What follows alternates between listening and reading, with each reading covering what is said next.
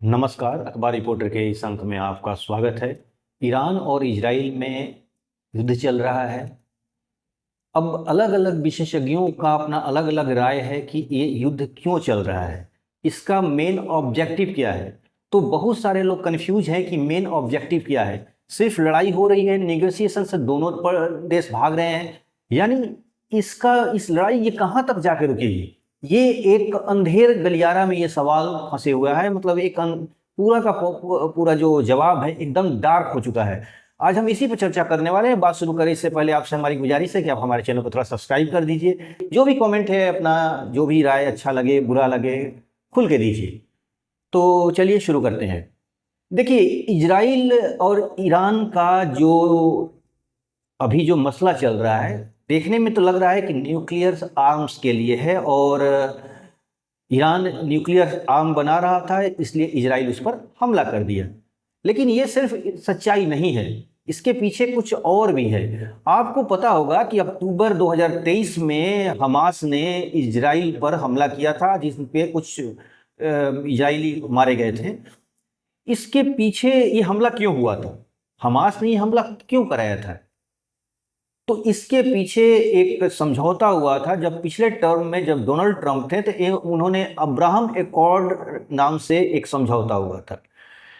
ये समझौता जो था अब्राहम के नाम से था, क्योंकि अब्राहम एक कॉमन आदमी है। मतलब आदमी तो नहीं बोलेंगे उनको, एक तरह से पैगंबर्स थे, पैगंबर उनको बोला जा सकता है।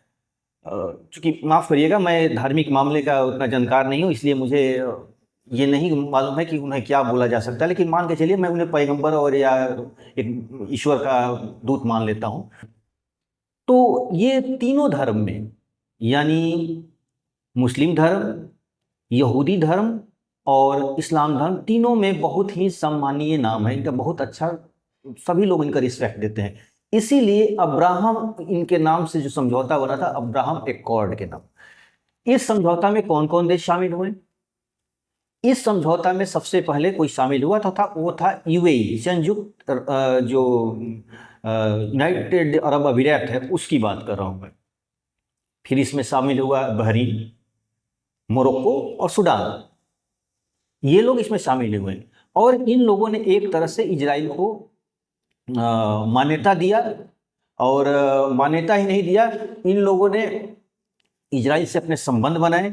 यूएई से करीब 1 बिलियन का रोज आज कारोबार हो रहा है इजराइल के बीच में। दोनों के बीच में टूरिस्ट आना जाना हुआ, फ्लाइटों की संख्या बढ़ी। मतलब एक तरह से दोनों में क्लोज रिलेशन भी है।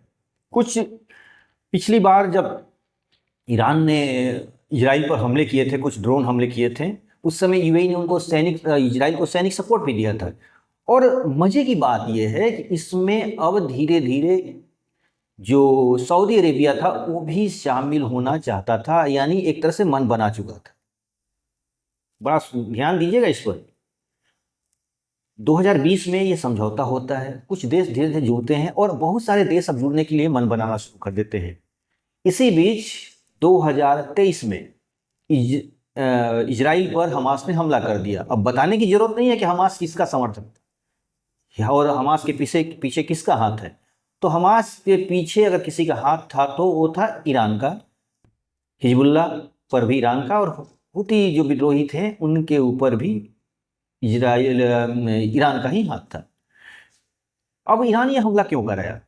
ये ईरान इसलिए हमला कराया ताकि एक तरह से अरब वर्ल्ड में एक सहानुभूति ले लिया जाए, क्योंकि जानता था कि अगर इजराइल पर अगर हमला करेंगे तो इजराइल भी पलटवार करेगा और इस पलटवार का फायदा कहीं ना कहीं जो हमास को या ईरान को मिलने वाला है। ईरान का ऐसा मानना था। वह भी इजराइल ने पलटवार किया और आज भी तक हमास से युद्ध चल ही रहा है, देख ही रहे हैं। इससे फायदा ये हुआ कि ईरान को एक फायदा मिला कि इसमें यूएई कुछ देर के लिए पीछे हट गया, क्योंकि यूएई अपने आप को मुस्लिम वर्ल्ड का एक नेता बनना चाहता है, खासतौर पर सुन्नी वर्ल्ड का। और अगर ऐसे युद्ध के बीच में सऊदी अरेबिया जाकर इजराइल से कुछ समझौता करता है तो एक तरह से अरब वर्ल्ड में या मुस्लिम वर्ल्ड में एक नकारात्मक प्रभाव हो जाता है। इसलिए पीछे हट गया और इससे ईरान को थोड़ा फायदा मिल गया। यानी ईरान फ़ायदा इसलिए मिला कि ईरान जो अब्राहम एकॉर्ड का बड़ा नाम हो रहा था, इससे बहुत सारे देश सऊदी अरबिया के पीछे होने से बहुत सारे मुस्लिम देश भी धीरे धीरे पीछे हट गए। अगर ये हमला नहीं होता और ये Abraham Accord as it is चलते रहता तो इसमें बहुत सारे मुस्लिम देश जुड़ जाते हैं, जिससे इजराइल का पावर बढ़ जाता। इसीलिए इजराइल के खिलाफ ईरान ने ये हमले कराया था। आपको कुछ कुछ बातें समझ में आ गई होगी। अब चूंकि इजराइल ने हमास को, हिजबुल्लाह को लगभग बहुत कमज़ोर कर दिया, उनके बड़े बड़े नेताओं को मार चुका है। दूसरी बात कि जो एक रूट था सपोर्ट मिलने का, सीरिया में भी रिजीम चेंज हो चुका है। वहाँ पर असद भाग के रूस चले गए हैं, यानी सीरिया से भी कंट्रोल खत्म हो गया। तो ईरान का पक्ष कमज़ोर पड़ा है। यूएई से, सूडान से, मोरक्को से और बहरीन से बहुत अच्छा संबंध जुड़ गया है। हमास, इतने हमले हमास पर किया, इतना फिलिस्तीन में हमले हुए हैं, लेकिन ये देश अपने टस से मस नहीं, मैंने यूएई एकदम अड़ा रहा कि नहीं, मैं इस समझौते पर कायम हूँ। इसकी वजह भी थी, यूएई को ईरान से थोड़ी तनाव है, सामरिक, आर्थिक या उस तरह का, एक तरह से ये असली वाला मैटर, मतलब एक तरह से दोनों का रिलेशन बढ़िया नहीं है। इसलिए वह यूएई चाहता था कि हमें एक सपोर्ट मिले इजराइल का, और मिला भी। तो अब ये सवाल ये होता है कि ये देश आखिर, जो अब्राहम एकॉर्ड था, तो अब्राहम एकॉर्ड में इजराइल को क्या आदेश दिया, मतलब ये एक तरह से इजराइल के लिए क्या अपनी वचन दिया गया था कि भाई आपको क्या करना है। तो इजराइल के पक्ष में ये पूरी तरह से समझौता था, इसीलिए ईरान ने भी इसका विरोध किया। जो इजराइल ने वेस्ट बैंक के कुछ एरिया पर कब्जा करके रखा था, उसको कहा गया कि उसको कुछ समय के लिए आप निलंबित रखिए, यानी अस्थायी रूप से आप बस्तियों को जो परमानेंट करते जा रहे थे उसको नहीं करना है। लेकिन मजे की बात दूसरी, जो तनाव का, जो वहाँ पर जो जिस मुद्दे को लेकर तनाव है, वो यरूशलेम को लेकर है। यरूशलेम को आपको कैपिटल नहीं बनाना है, इस पर यह समझौता कुछ नहीं कहता था। यानी मुस्लिम वर्ल्ड ये चाहती थी कि इजराइल जो है वेस्ट बैंक से पीछे हट जाए और यरूशलेम पर अपनी दावा को छोड़ दे, और एक नया राष्ट्र फिर से एक फिलिस्तीन बने जिसकी कैपिटल को यरूशलेम को बनाया जाए। ये मुस्लिम वर्ल्ड चाहती है। लेकिन इजराइल जो है वो चाहता है कि नहीं, इजराइल चाहता है कि हम यरूशलेम हमें मिले और यरूशलेम को हम अपना कैपिटल बनाएंगे। लेकिन अब्राहम एकॉर्ड में यरूशलेम को लेकर कोई बातें नहीं की गई थी। इसलिए ये ऐसा ईरान का कहना था कि ये जो अब्राहम एकॉर्ड था वो एक तरह से पश्चिम का डोमिनेशन था, और इजराइल जो है वो कोई देश नहीं है, ये एक पश्चिम का साम्राज्यवादी देशों का एक मोहरा है। ध्यान दीजिएगा, बड़ा इंपॉर्टेंट बात है ये। ईरान का कहना है कि यहाँ पर मुद्दा तो आप दिख रहा है कि यहाँ जो लड़ाई ईरान और इजराइल के बीच में जो चल रही है वो फिलिस्तीन को लेकर है। यानी ईरान कह रहा है कि हम इजराइल की एग्जिस्टेंस को मानते ही नहीं हैं, लेकिन इसके पीछे ईरान का ये कहना भी नहीं है, ये तो एक बहाना है। ईरान चाहता है कि वेस्टर्न डोमिनेशंस जो इस एरिया में हो रही है उसको कम किया जाए और हम मुस्लिम वर्ल्ड के नेता बने। मुस्लिमों में बड़ी खलीफा होने की चुल मची रहती है भाई। मुस्लिम देशों की बात कर रहा हूं, मुसलमानों की बात नहीं कर रहा, मुस्लिम देश के बड़े बड़े नेताओं की बात कर रहा हूं। अर्दोगन तुर्की के, वो अलग चाहते हैं कि हम मुस्लिम वर्ल्ड के नेता बने। सऊदी अरेबिया तो कहता है कि भाई हमारे यहाँ तो सारे मुस्लिमों का जितनी पवित्र स्थान हमें है तो हमें मिलना चाहिए सौभाग्य।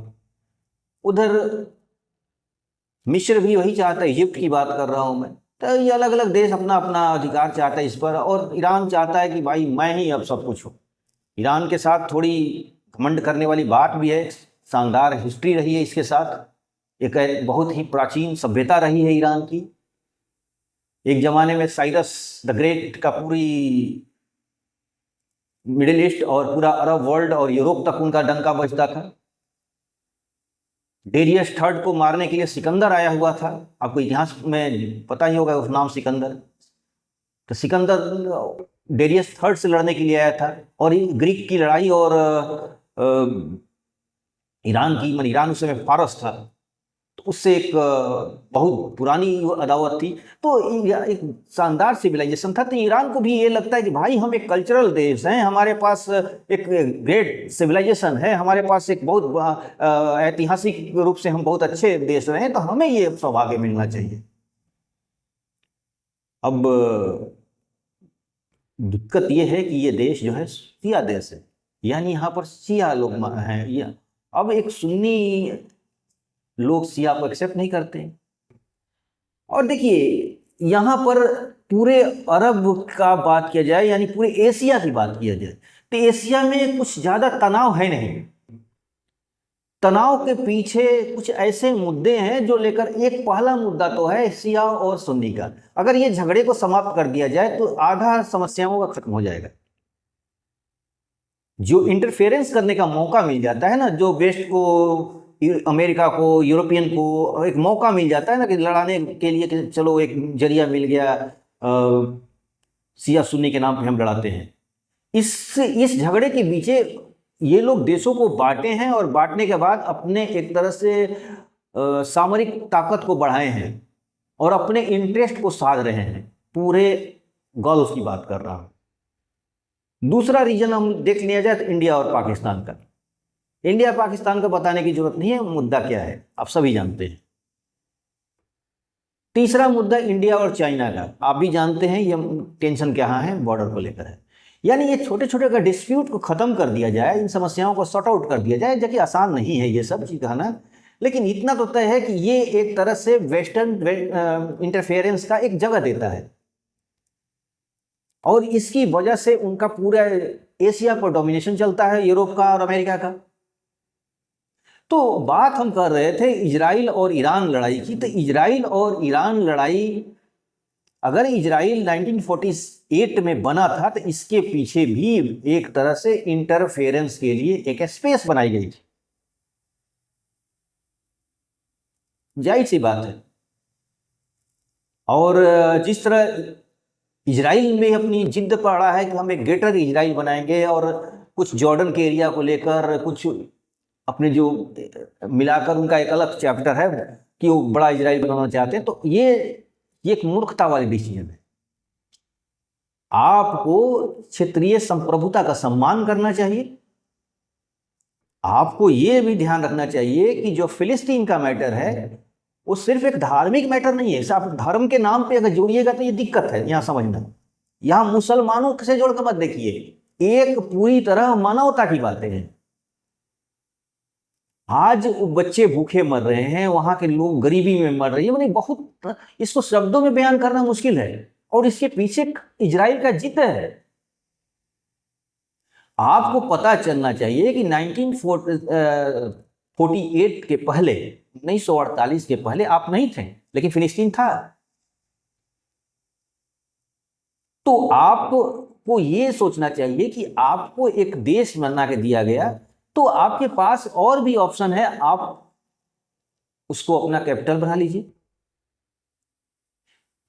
जहां तक धार्मिक मान्यता की बात है तो एक समझौता कर लीजिए कि भाई जो देश, जो हमारे सिटीजन, जो पिलग्रिम्स मतलब पूजा पाठ के लिए अपने पवित्र भूमि पर जाना चाहते हैं, उसके लिए स्पेस दे दिया जाए, उसको छूट दिया जाए। ये छोटी सी बात है, आपकी धार्मिक जो आस्था है वो भी बचा रहेगा, और झगड़े की जो पिन पॉइंट था वो भी खत्म हो जाएगी। ऐसे बहुत सारे उदाहरण हैं। भारत और पाकिस्तान में बहुत सारे चीजें हैं। सिखों का सबसे पवित्र स्थान पाकिस्तान में है, लेकिन उन दोनों देशों में समझौता तो है ना, लोग जाते हैं।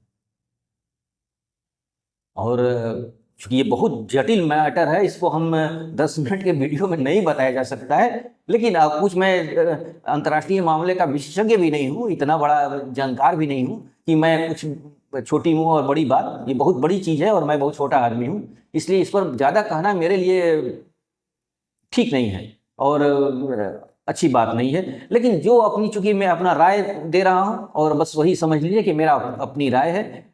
और जो लोग इसे हिंदू, यहूदी, मुस्लिम से जोड़ के देखते हैं, उसे देखने की जरूरत नहीं है। ये धार्मिक मैटर तो है, इसमें कोई दो राय नहीं। आज मुस्लिम दूसरे मुस्लिम देश अगर फिलिस्तीन का समर्थन कर रहे हैं तो जाहिर सी बात है धर्म धर्म को लेकर कर रहे हैं।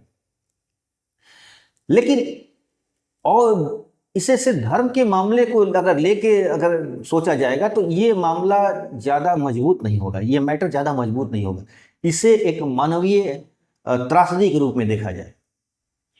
फिर जो टू नेशंस की जो बातें हुई थी, टू स्टेट थ्योरी जो बात हुई थी, कि फिलिस्तीन और इजराइल एक देश बने, इजराइल ये फिलिस्तीन का कैपिटल यरूशलेम बने, वेस्ट बैंक पर जो लोग कब्जा करके रखे हैं इजराइल ने कुछ उस क्षेत्रों को, उन क्षेत्रों को खाली कर दे, बस एक यही मुद्दा है। लेकिन ये मुद्दा इतना आसान भी नहीं, इस पर दोनों देश अपने ईगो पे लिए हुए हैं, यही दिक्कत है। और अब्राहम जो एकॉर्ड हुआ था उसमें इन मुद्दों को बिल्कुल छुआ ही नहीं गया था। थोड़ी बहुत बात की गई थी वेस्ट बैंक के लिए कि कुछ इजराइल उसको निलंबित रखेगा, लेकिन यरूशलेम के लिए तो कुछ बात ही नहीं थी। यही कहना है ईरान का भी, ये समझौता एक तरह से वेस्ट की थोपी हुई समझौता है, एक तरह से फूट डालो और शासन करने वाली बात है। इससे अरब देशों को फूट डालने का ये काम किया जा रहा है इस एकॉर्ड, अब्राहम एकॉर्ड के माध्यम से।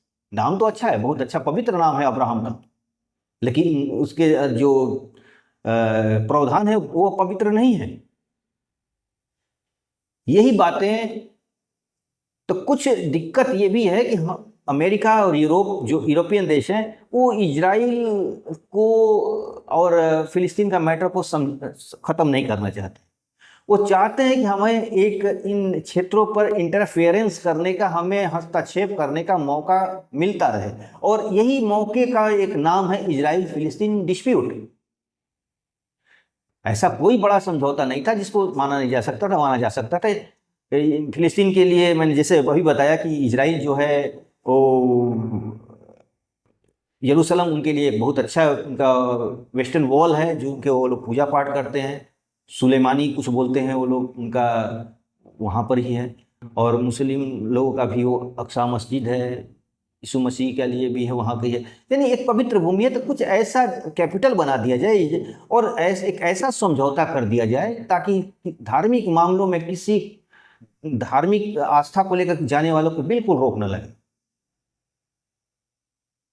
एकदम उन्हें फ्री एंट्री दिया जाए, इस तरह कुछ प्रावधान कर दिया जाए। इससे कोई नुकसान भी नहीं होगा, फिलिस्तीन को भी एक तरह बहुत सारे पर्यटन, जैसे सऊदी अरेबिया में लोग मक्का वगैरह जाते हैं, उस तरह उनका मौका मिल जाएगा। तो कुल मिलाकर मामला ईगो का है, जिद्द का है, और अपने को बड़ा बनाने का है, लीडरशिप का बात है, और इसमें आम आदमी पीछे रहे हैं। तो आज के अंक बस इतना ही। नए के साथ फिर आपसे मुलाकात होगी। आपसे हमारी गुजारिश है कि आप हमारे चैनल को थोड़ा सब्सक्राइब कीजिए, लाइक कीजिए, और जो भी राय है कमेंट में जरूर दीजिएगा। धन्यवाद।